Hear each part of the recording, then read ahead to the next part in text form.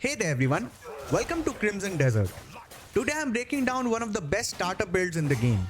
This setup is designed to carry you through your first 20 hours or even 30 hours with ease.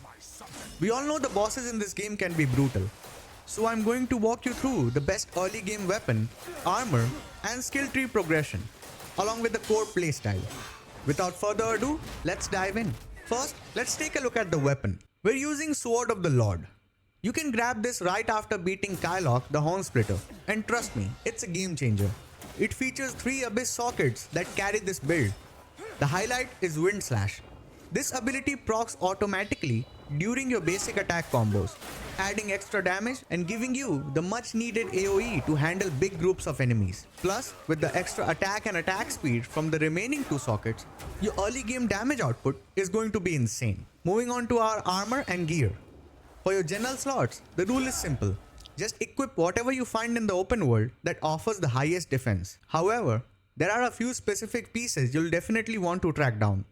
First, for your gloves, the Sunset Reed cloth gloves are a fantastic option. You'll get these after beating the Reed Devil. If you're finding him difficult to beat, I use this exact build to beat it. Their unique effect triggers whenever you dodge after taking damage, causing enemies to take damage from slashing reeds, which is a great little bonus. For boots, I'm running the Odeck Protector Plate boots for that extra movement speed and defense. You'll also want the Shield of Conviction, located right here, north of Hanard.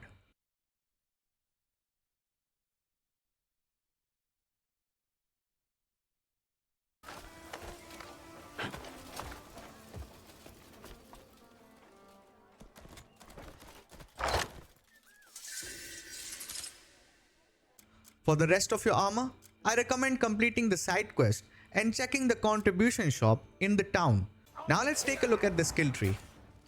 Since we're still in the early game, we aren't heavily specced yet. In fact, my main recommendation is to save the majority of your points for later.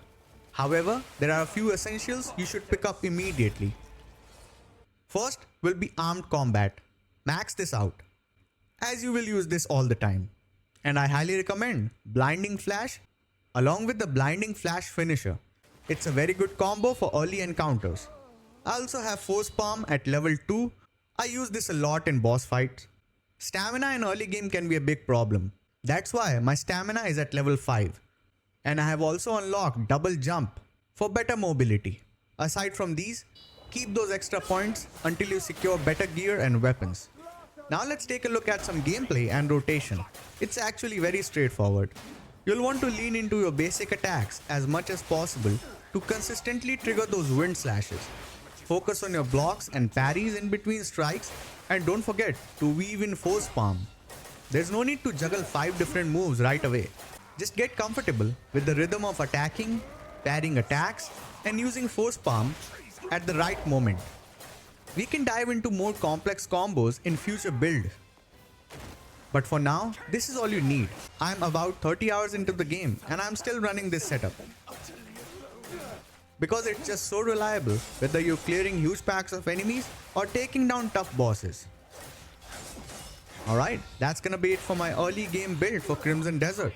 Drop a like if you enjoyed the video, comment if you have any questions or tweaks for the build, and subscribe for more Crimson Desert.